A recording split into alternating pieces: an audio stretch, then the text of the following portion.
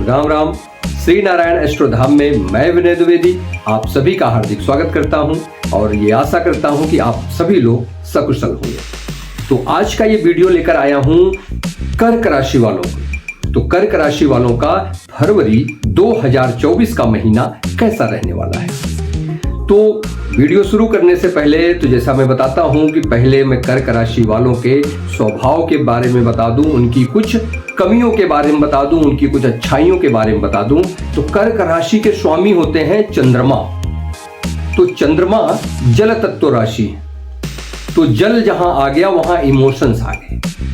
तो जल तत्व की राशि है, इमोशंस आ गए, यानी कि ये लोग बहुत इमोशनल होते हैं, बहुत ज्यादा भावुक होते हैं, बहुत जल्दी इनके आंसू आ जाते हैं, बहुत जल्दी इनके आंख में देखेंगे आप कोई भी बात जरा सी हुई इनके तुरंत आंसू आ जाएंगे।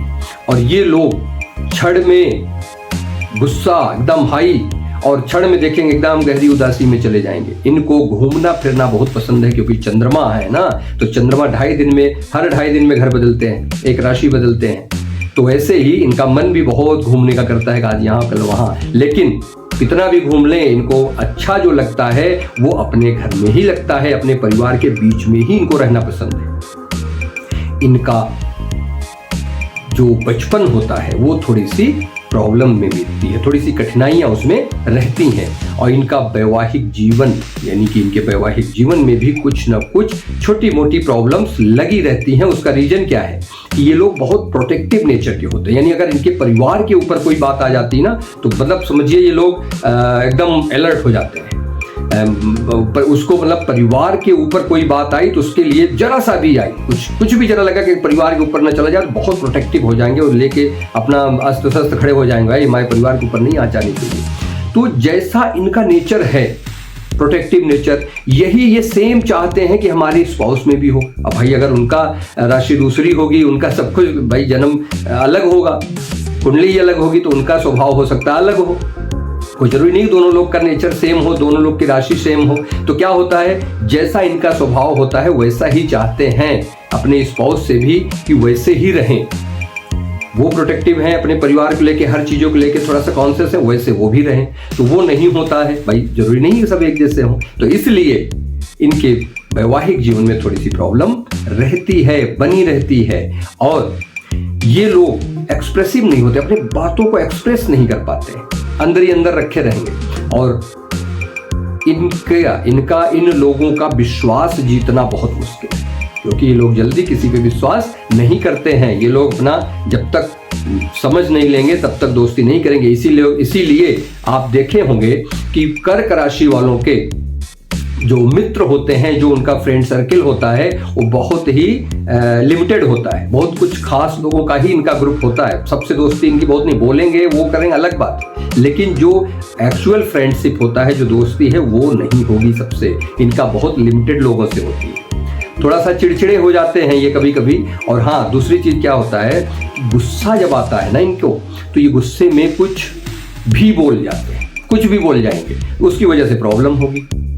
क्यों, गुस्से में जब आता है तो फिर कंट्रोल में बाहर हो जाए, कुछ भी बोल जाते हैं गुस्से में। और ये लोग अगर आपकी वजह से, अगर किसी की वजह से इनका कोई काम बिगड़ा, बन रहा था और पता चला कि इनकी वजह से हमारा काम ये रुक गया, काम या नहीं बन पाया, तो उससे बदले की भावना, इनके अंदर प्रतिशोध की भावना जरूर आ जाती है कि इससे तो मैं जरूर बदला लूंगा, इससे तो जरूर बदला लूंगी क्योंकि इसने मेरा काम नहीं होने दिया। तो ये सब थोड़ी सी है। और आपको बस कंट्रोल कहाँ करना है, अपने गुस्सा, यानी जब गुस्सा आपको आए तो आपको अब किसी को कुछ भी नहीं बोलना है, कंट्रोल करिए गुस्से में और अपने बातों को एक्सप्रेस करना सीखिए। चलिए, ये तो बहुत हो गया स्वभाव के बारे में। अब बात करते हैं आपके फरवरी महीने के कुंडली के बारे में कि कैसा रहने वाला है आपका स्वास्थ्य, आपका धन यानी आपका फाइनेंशियल स्टेटस, आपके जो बच्चे पढ़ रहे हैं उनका, स्टूडेंट्स की पढ़ाई कैसी रहने वाली है, आपका वैवाहिक जीवन कैसा रहने वाला है, आप अगर व्यापार कर रहे हैं तो आपका व्यापार कैसा रहने वाला है और आपका करियर कैसा रहने वाला है फरवरी 2024 में। तो सबसे पहले बात कर लेते हैं आपके ग्रहों की स्थिति, यानी कि फरवरी महीने में आपके ग्रह किस भाव में गोचर कर रहे होंगे, क्योंकि ये जानना जरूरी है कि उसी से ही प्रेडिक्शन निकलता है।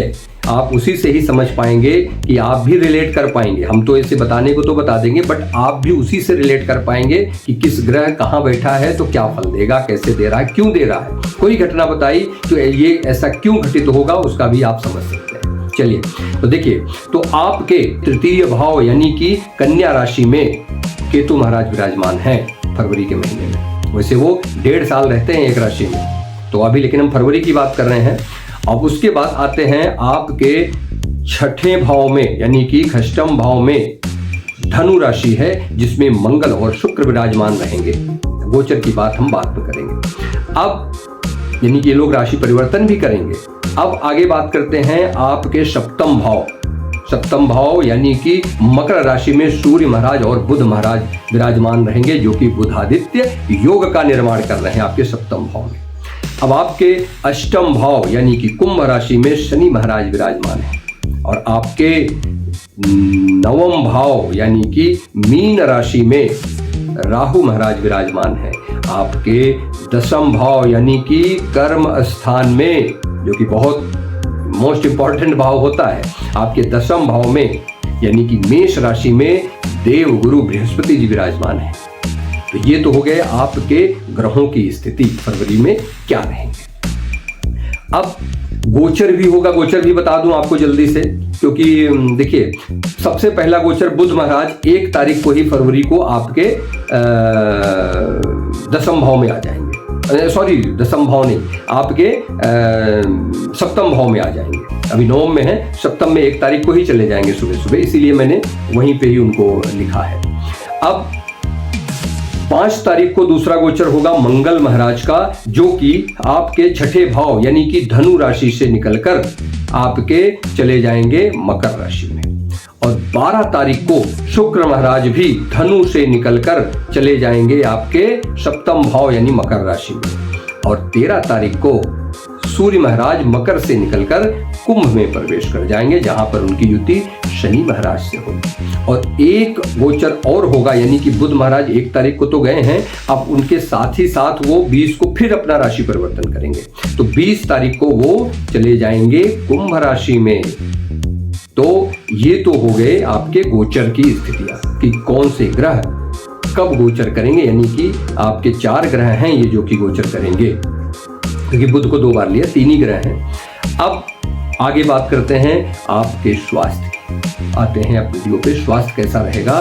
तो स्वास्थ्य से भी पहले मैं आपको बता दूं, मेन ग्रहों का बता दूं, जिससे आपको एक आइडिया लग जाए, एक समझ में आ जाए। देखिए जैसे शनि महाराज है आपके अष्टम में बैठे हैं, अपने मूल त्रिकोण राशि में है, आप यानी कुंभ राशि में है, वहां पे वो उनकी मूल त्रिकोण राशि होती है, वहां पे वो बहुत बली हो जाते हैं। लेकिन अष्टम में है, अष्टम में शनि का बैठना यानी कि शनि जहां बैठते हैं वहां को बली करते हैं, उस भाव को बली करते हैं, यानी कि 8वां भाव आपके आयु का भी होता है। तो आयु की वृद्धि करेंगे, आपके आयु को बढ़ाएंगे। लेकिन प्रॉब्लम कहाँ आएगी, अब वहां से बैठ के उनकी तीसरी दृष्टि पड़ रही है आपके कर्म भाव पर, तो हो सकता है नौकरी में प्रॉब्लम दे, कुछ ना कुछ आपको आपके कर्म क्षेत्र में, आपके कैरियर में प्रॉब्लम देंगे।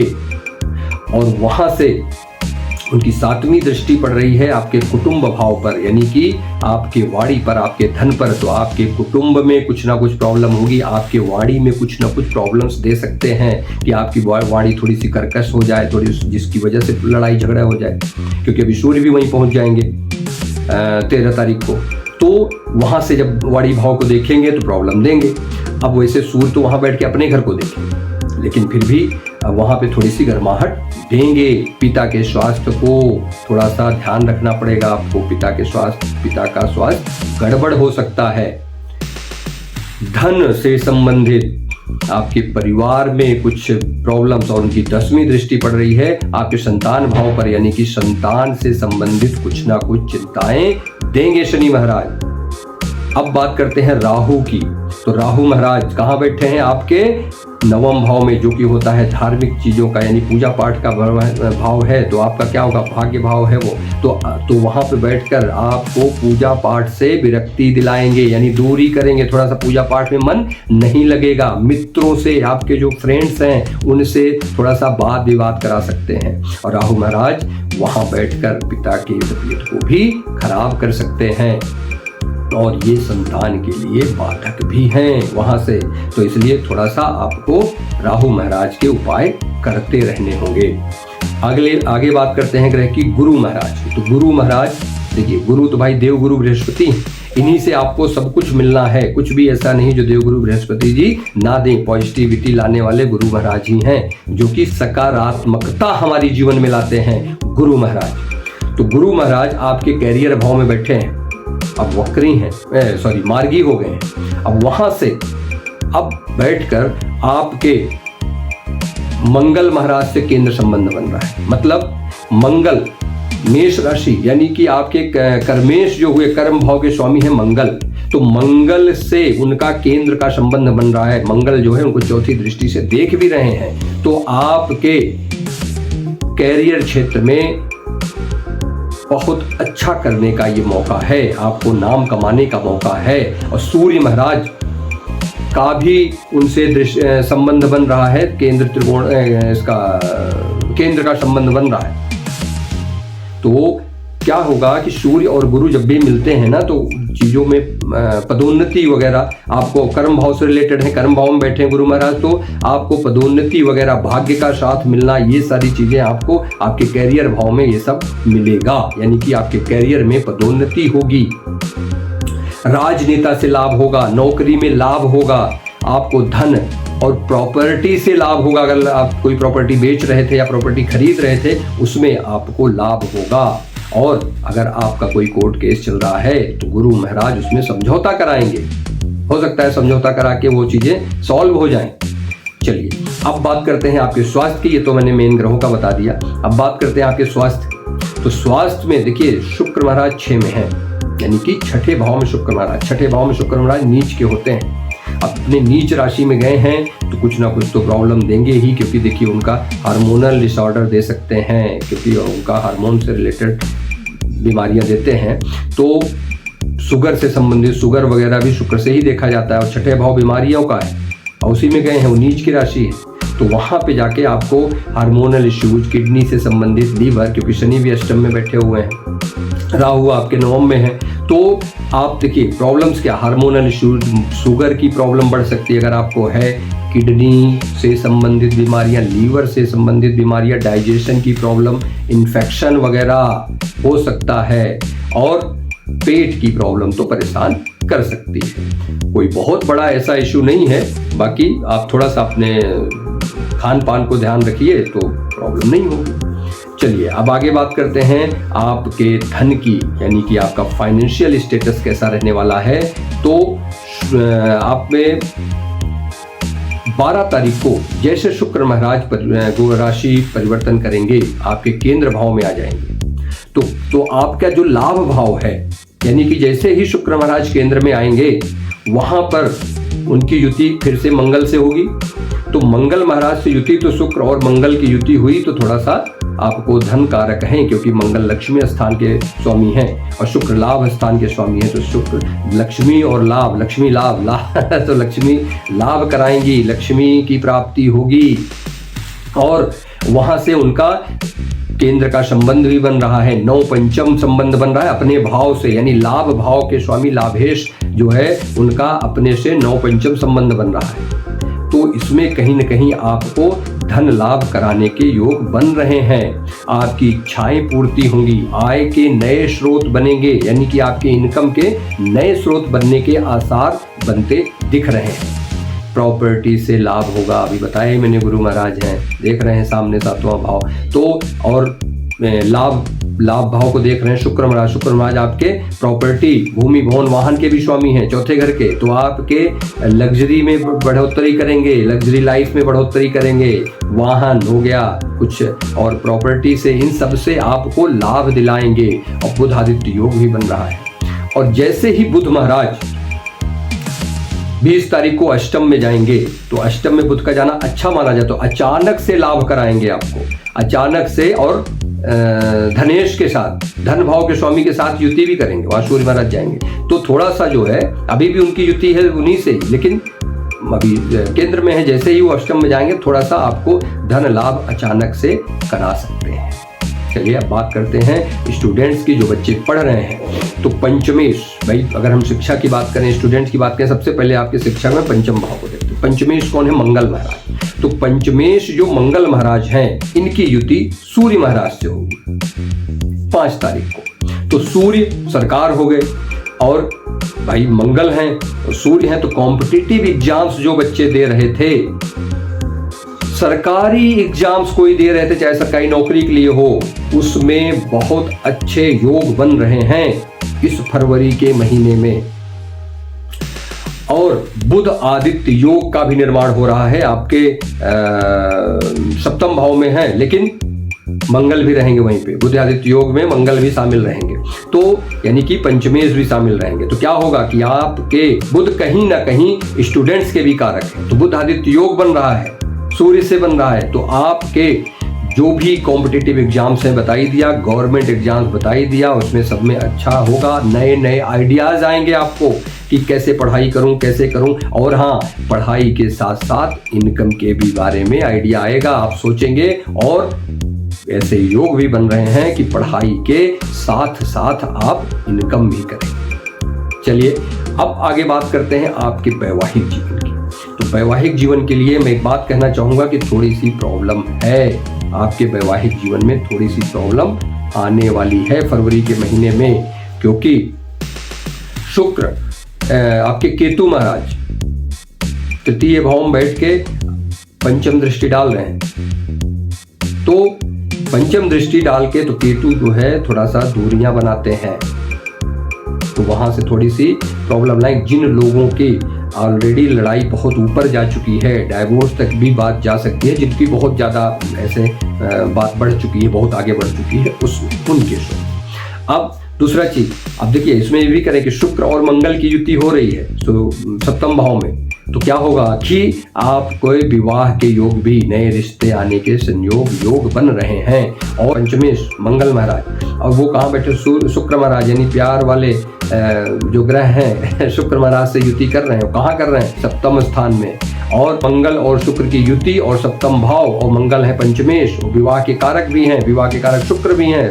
तो क्या होगा? सप्तम भाव भी विवाह का होता है, तो क्या होगा? तो आपके प्यार, जो आपका प्यार है, जो भी जिससे प्यार करते हैं, अगर उनसे आप शादी करना चाहते हैं, विवाह करना चाहते हैं, तो विवाह करने के, विवाह तक बात ले जाने के योग बन रहे हैं। आप विवाह तक अपनी बात ले जा सकते हैं, बस थोड़ा सा आपको ध्यान रखना है। जिन लोगों का विवाह हो चुका है, उनके वैवाहिक जीवन में थोड़ी सी प्रॉब्लम बनी, क्योंकि सूर्य भी वहीं रहेंगे, मंगल भी वहीं रहेंगे और बुध भी वहीं रहेंगे, शुक्र भी पहुंच जाएंगे। तो सूर्य मंगल, भाई सूर्य तो कहीं ना कहीं सेपरेटर का काम करते हैं, मंगल आ गए, आपका मांगलिक दोष बना रहे हैं वहां पर, बुध का बैठना सप्तम में अच्छा नहीं है विवाह के लिए।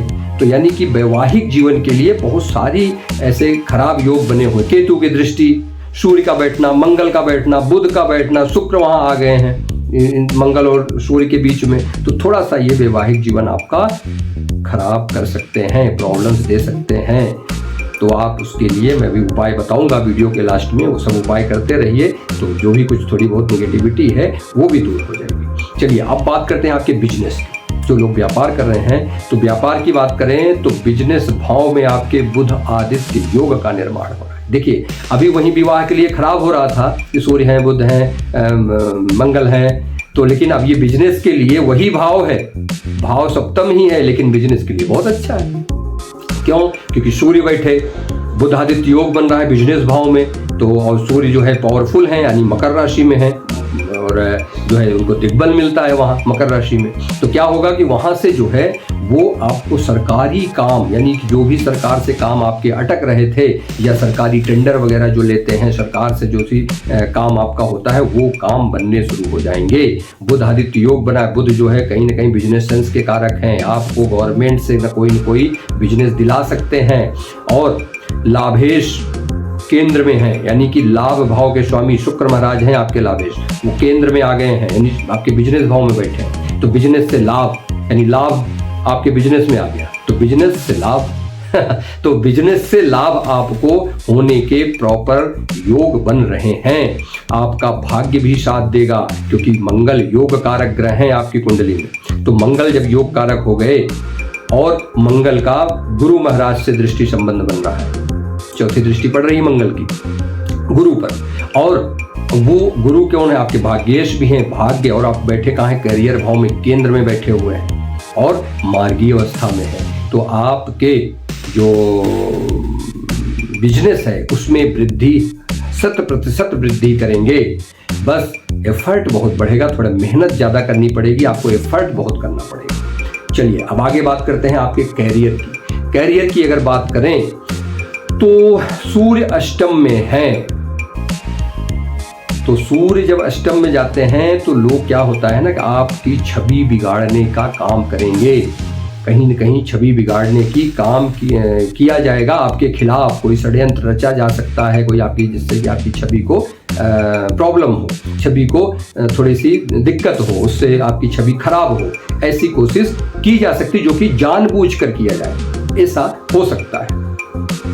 और अपने बॉस से, यानी अपने सीनियर मैनेजमेंट से और अपने घर में बड़ों से आपकी लड़ाई हो सकती है, तो थोड़ा सतर्क रहें। अपने बिजनेस, अपने नौकरी में जो भी आपका इमीडिएट बॉस हो, आपके मैनेजमेंट, टॉप मैनेजमेंट हो, उन सबसे थोड़ा सा प्यार व्यवहार मिला के रहिए, क्योंकि उनसे थोड़ा सा आपकी लड़ाई झगड़ा हो सकता है। घर के बड़ों से भी, ये भी ध्यान रखिए, घर के बड़ों से भी थोड़ा सा आपको बचा के चलना है, मिला के चलना है, क्योंकि वाड़ी खराब कर रहे हैं शनि महाराज। वहाँ से आपको थोड़ी तो पता चला आपकी वाड़ी की वजह से आपने कुछ ऐसा बोल दिया जिस वजह से आपके बॉस का ईगो हर्ट हो गया और प्रॉब्लम हो गई। तो इसलिए आप बहुत कुछ संभाल कर रहिए, क्योंकि गुरु महाराज आपके वहीं बैठे हुए हैं कैरियर भाव में, मार्गीय अवस्था में, और मित्र के घर में, और मंगल महाराज यानी कि जो आपके कर्मेश हैं, दशम स्थान के स्वामी जो है मंगल भी केंद्र में बैठे हैं और गुरु को चौथी दृष्टि से देख रहे हैं, कर्मेश गुरु को देख रहे हैं, और गुरु का सूर्य से भी संबंध बन रहा है, केंद्र संबंध बन रहा है, यानी कि सूर्य गुरु से दशम है और गुरु जो है सूर्य से चतुर्थ में, यानी कि केंद्र संबंध इन दोनों लोग का बन रहा है। तो जब भी सूर्य गुरु का संबंध बनता है, कुछ मांगलिक कार्य, यानी प्रमोशन वगैरह हो सकता है, आपका प्रमोशन हो सकता है, रिकॉग्निशन मिले, आपके काम की प्रशंसा हो बस, और आपके दोस्तों से थोड़ी सी गड़बड़ हो सकती है, उनसे लड़ाई झगड़ा हो सकता है। पिता के स्वास्थ्य का ध्यान रखें। और दूसरी चीज, आप जो मैंने बताया छवि खराब करने की कोशिश है तो कदम फूंक कर रखें, ध्यान दीजिए। अब बात करते हैं उपायों की, जिससे कि हम अपने फरवरी महीने को अच्छा बना सकें। तो उसके लिए करना कुछ नहीं, सोमवार के दिन बस एक सोमवार कर लीजिए। तो सोमवार के दिन जल लीजिए, एक ताम्र पात्र में जल लीजिए, उसमें गंगा जल की कुछ बूंदें मिला लीजिए, दूध की कुछ बूंदें मिला लीजिए, जौ मिला लीजिए, कुछ 5-6 दाने जौ के मिला लीजिए, और पीली सरसों मिला लीजिए, अक्षत डाल लीजिए और केसर डाल लीजिए, शिवलिंग पर अर्पित करिए, वहीं पर बैठकर शिव चालीसा का पाठ करिए और ओम नमः शिवाय की एक माला जप कर लीजिए। तो ये आपका जो भी कुछ निगेटिविटी बनी हुई है वो दूर होगी। और हाँ, अगर भाई आपकी कुंडली में कैसा है, ग्रहों की क्या स्थिति है, उस पर डिपेंड करता है कि कहाँ पे कौन बैठे हैं। और अगर साथ साथ आप गुलाब का हार, एक गुलाब का हार लीजिए और वो शिवलिंग पर अगर आप अर्पित कर देते हैं तो जो कुछ भी निगेटिविटी बना हुआ है वो भी दूर होगा और आपके फरवरी के महीने में बहुत ही पॉजिटिविटी आने की उम्मीद है। चलिए अब इसी के साथ विदा लेता हूं और मिलता हूं अगली वीडियो में। तब तक के लिए नमस्कार।